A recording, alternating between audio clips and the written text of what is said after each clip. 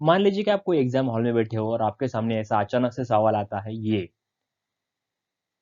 The band structure given below represent. तो आपको ये डायग्राम दिया हुआ है और डायग्राम के ऊपर से आपको ये क्वेश्चन का आंसर निकालना है। Then what is the answer and how much time is required to solve this question.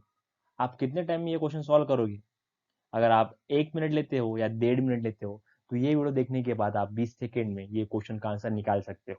जी हाँ, 20 सेकेंड में। तो वेलकम टू द गेम गाय। अगर आप इस चैनल पे नए होंगे तो प्लीज चैनल को सब्सक्राइब कर लीजिए, वीडियो को लाइक कर लीजिए और अपने दोस्तों के साथ इसे बिल्कुल शेयर कर दीजिए।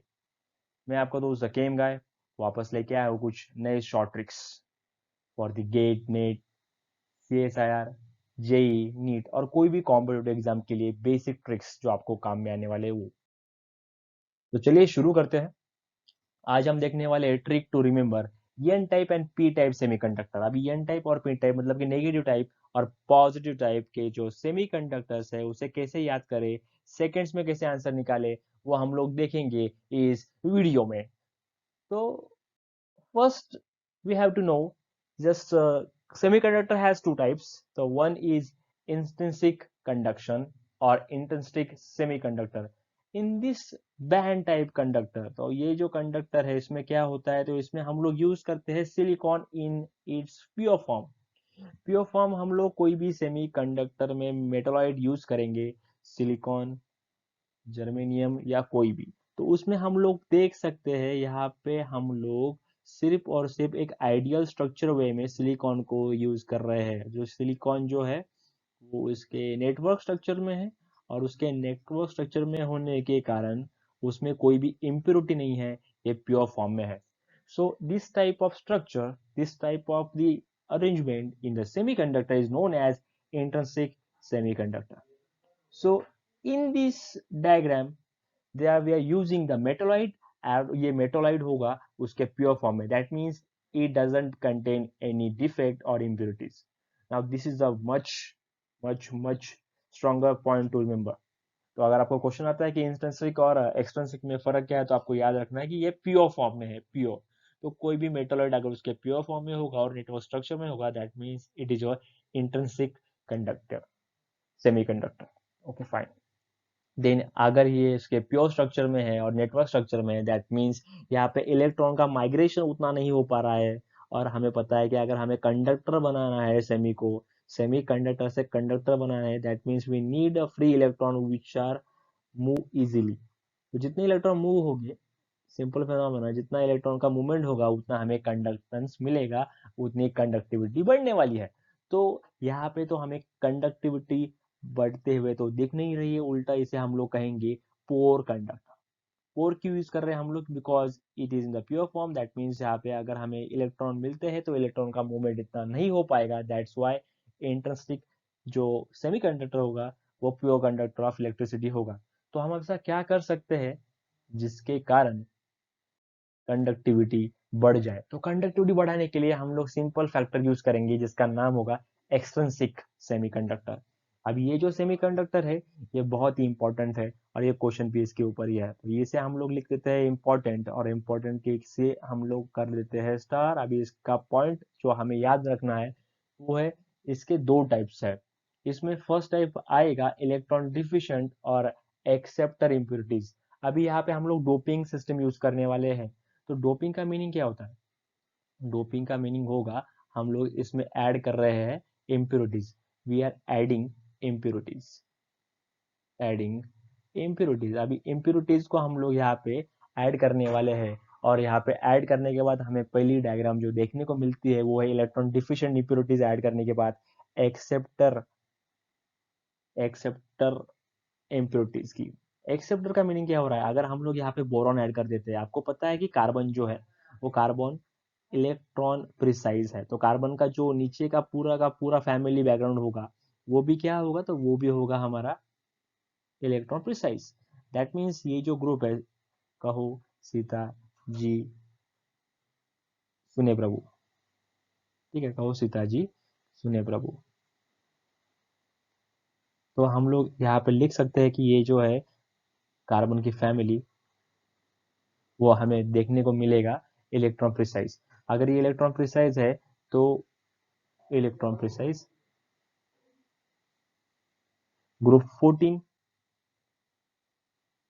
तो उसके अगर हम लोग बगल में जाते हैं लेफ्ट साइड में तो हमें 13 नंबर का ग्रुप मिलेगा और वो होगा इलेक्ट्रॉन डिफिशिएंट। तो डिफिशिएंट ग्रुप अगर हमें मिलता है, इलेक्ट्रॉन डिफिशिएंट ग्रुप अगर हमें मिलता है, that means electron deficient impurity हम लोग यहाँ पे ऐड कर रहे हैं, तो एक्सेप्टर होगा क्योंकि इसके पास इलेक्ट्रॉन कम है। किसके पास? बोरॉन के पास इलेक्ट्रॉन कम है, तो वो इलेक्ट्रॉन एक्सेप्ट करने का काम करेगा फ्रॉम दी सिलिकॉन। और यहाँ पे दूसरी जगह पे अगर हम लोग कंपेयर करें तो सेकेंड वन हमारा जो होगा वो होगा इलेक्ट्रॉन रिच और डोनर इम्प्योरिटीज। तो हम लोग इसमें जो ऐड करने वाले हैं इम्प्योरिटी वो होगा हमारा इलेक्ट्रॉन रिच। तो इलेक्ट्रॉन रिच जैसे कि आपको पता है कार्बन जो हम लोग यहाँ पे जिससे ले रहे हैं वो है इलेक्ट्रॉन प्रिसाइज। अगर आप उसके राइट साइड में जाएंगे तो हमें मिलेगा ग्रुप 15 और ये होगा इलेक्ट्रॉन रिच। रिच क्यों है? क्योंकि इसके ऊपर लोन पर अभी आ जाती है ना, तो ये होगा इलेक्ट्रॉन रिच। तो इलेक्ट्रॉन रिच स्पेसिस हम लोग डाल रहे हैं, मान लो कि यहाँ पे हम लोग यूज करेंगे नाइट्रोजन, उसके बाद फॉस्फोरस, एस, ठीक है।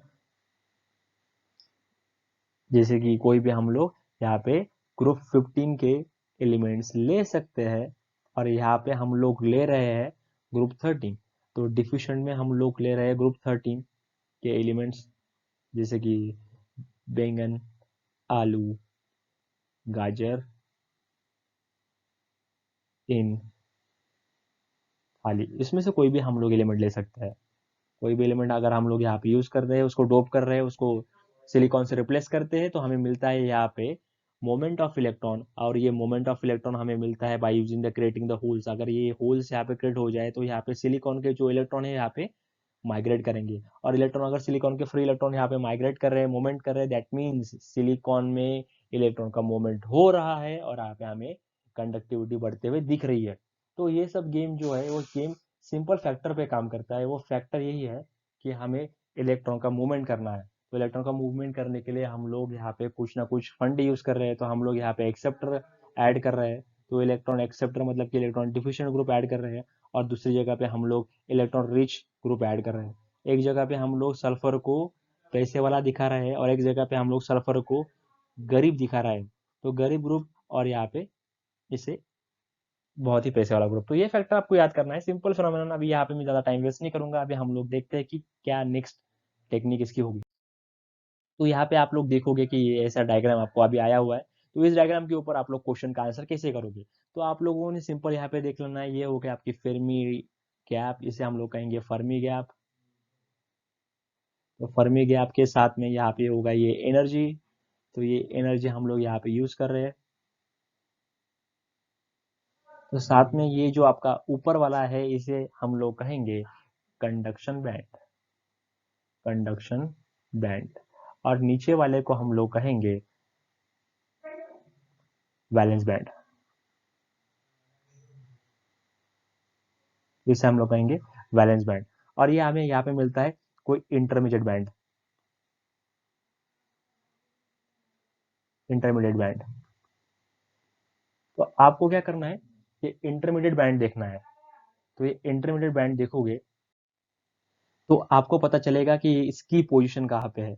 ये इंटरमीडिएट बैंड की पोजीशन एक ऊपर है या नीचे है, इसके अकॉर्डिंग टू हम लोग आंसर निकालेंगे। अभी यहाँ पे ये जो हो गए तो हमारा गैप दिख रहा है, गैप बहुत ही छोटा है, तो ये गैप हमारा मिलता है हमें सेमीकंडक्टर में। तो इसे हम लोग लिखेंगे सेमीकंडक्टर, ठीक है। और ये अभी यहाँ पे हमें मिलना चाहिए एन टाइप या पी टाइप। तो आप लोगों को सिंपल यहाँ पे देखना है कि ये इंटरमीडिएट बैंड यहाँ पे क्या काम कर रहा है। ये इलेक्ट्रॉन देने के काम कर रहा है क्योंकि ये फील्ड है। मैंने यहाँ पे इसे पिंक कलर से यूज किया, दैट मीन्स ये फील्ड है, ये वैलेंस बैंड से फील्ड है, इसमें वैलेंस इलेक्ट्रॉन है। तो इलेक्ट्रॉन ऊपर जाने का जंप करने की कोशिश करेंगे और ऊपर इलेक्ट्रॉन जाने के बाद ये एज अ काम कर रहा है एज अ डोनर का। तो ये हमें मिल रहा है एज अ डोनर के फॉर्म में।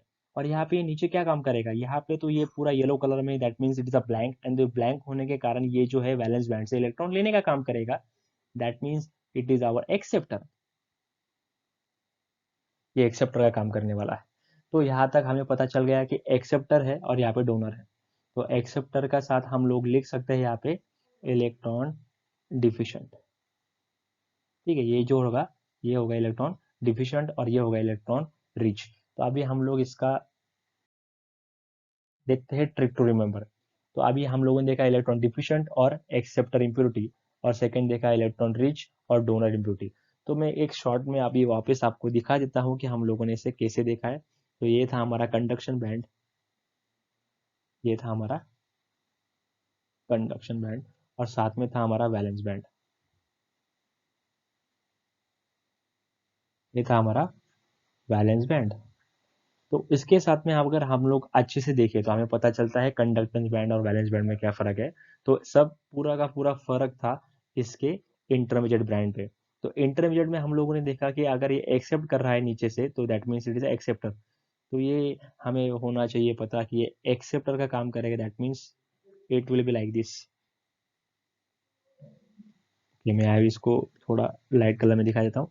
तो ये इलेक्ट्रॉन एक्सेप्ट करेगा नीचे से, तो इसने नीचे से एक्सेप्ट किया, और ये डोनेशन का काम करेगा, तो ये होगा डोनर है इम्प्योरिटी।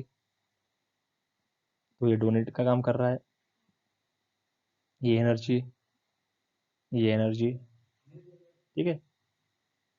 तो यहाँ पे क्या हो रहा है कि यहाँ पे ये एक्सेप्ट कर रहा है, दैट मीन्स इट एक्सेप्टर। यहाँ पे ये डोनेट का काम कर रहा है, that means it is a donor. तो ये एक्सेप्टर और डोनर, इस पे आपको अभी याद रखना है एक ट्रिक क्या है।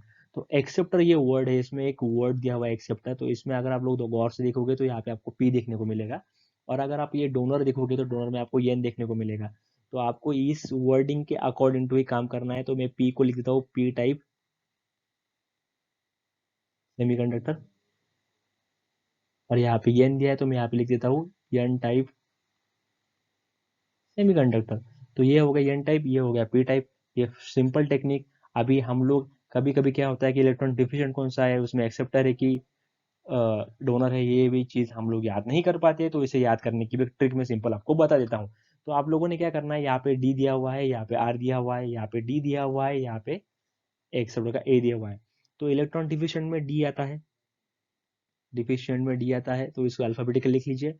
डिफिशिएंट के बाद आता है रिच, तो यहाँ पे आएगा है रिच, तो यहाँ पे मैं लिखता हूँ रिच, ठीक है। तो यहाँ पे डिफिशिएंट भी आ गया और रिच भी आ गया। तो डिफिशिएंट का डी, रिच का आर। तो दोनों में से अल्फाबेटिकली पहले कौन सा आएगा, तो अल्फाबेटिकली पहले आएगा डी। तो डी को आप लोग नंबर 1 दे दीजिए, नंबर 2 दे दीजिए रिच को। उसके बाद में क्या आएगा, एक्सेप्टर का ए या फिर डोनर का डी। तो उसके बाद आएगा एक्सेप्टर का ए, दैट मीन्स डिफिशिएंट, और उसके नीचे लिख दीजिए एक्सेप्टर। और यहाँ पे क्या आएगा, तो यहाँ पे आएगा डोनर का डी। तो इसे भी आप लोग अल्फाबेटिकली अरेंज कर लीजिए, उसके अकॉर्डिंग टू आपको पता चल जाएगा कि यहाँ पे नंबर 1 नंबर 2। तो आपका जो एक्सेप्टर है, मतलब कि आपका जो पी टाइप है, पॉजिटिव टाइप है, वो आपका डिफिशिएंट होगा, पी टाइप। और जो आपका एन टाइप होगा, वो एन टाइप आपका मिलेगा आपका डोनर से, यानी कि रिच से।